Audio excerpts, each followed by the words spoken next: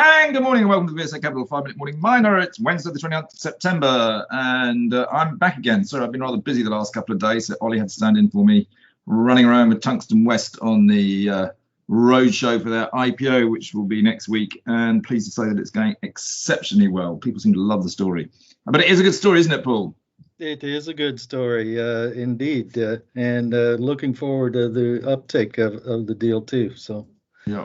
So anyway, look, I'll tell you what, there's some pretty big news out today over in Canada, which is worth talking about, isn't there? Because there's been a big gold merger between Kirkland Lake and Agnico Eagle mines. Yes, that's right. All share transaction there, creating what you would have to call a real behemoth of Canadian gold production here. Based on the merged company's production statements for last year, it would become the third largest gold global miner on an annualized basis, about 3 million ounces when they put their assets together. So that would be just behind Newmont and Barrick at this point. And it seems like it's a reasonably good deal, particularly around the Kirkland Lake District, where the two of them have really significant stakes in the acreage over there. So it seems to be a good deal. Yeah, look, I mean, we've talked a little bit about on this podcast M&A activity, et cetera, et cetera. And I think there's no question of that is the mood music, should we say, for the next couple of years probably. And the majors are out there looking for big assets, aren't they?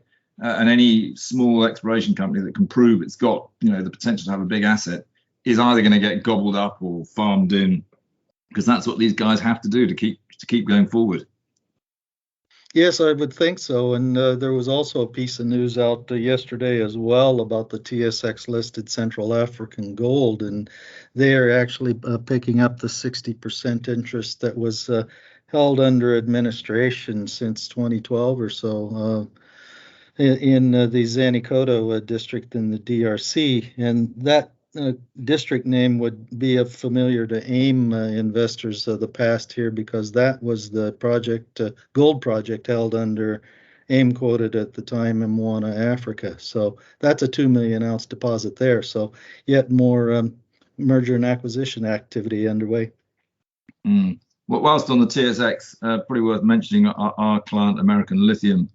They've put out some pretty strong uranium results this morning, haven't they? Yes, they did. This is on the Macasani uranium project in Peru, one that they picked up the uranium assets along with the other lithium assets very nearby to it on the acquisition of the company that they made a couple of months ago now.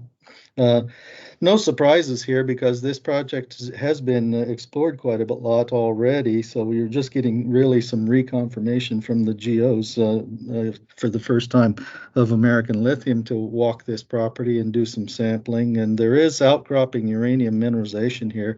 And you can tell from the rocks, because oxidized uranium minerals, they're quite bright yellow in color when you see them coming out on fractures. And they, of the 90 samples of grab samples that they take, the mean grade was over 2% uranium. So there's definitely high grade to be developed here. The question is whether or not there is real volume as well on the Macasani project. And this is worth chasing now with the uranium price up there at $50 a pound. Just gently remind me, Paul, just how well the uranium prices perform. Why not? Thank you very much. Yes. And I always thought you were wary of grab samples. You like to see proper full assays.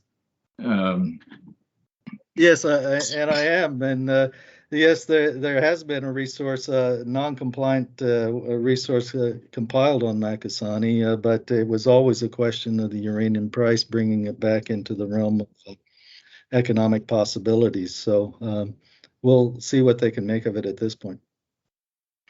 Okay. Anything else that maybe on AIM you want to talk about? Sorry, I've got yes. as well.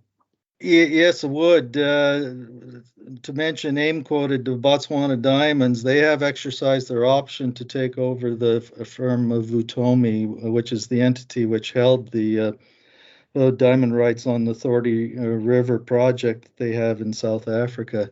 They'll do that by issuing about 57 million shares, which is worth about 628,000 sterling to take the full option rights there. So that consolidates their ownership on the Thorney River District. And this follows right on the back of some press releases just in recent days showing that the drilling that they did over the last several months has come up with some good indications of kimberlite there.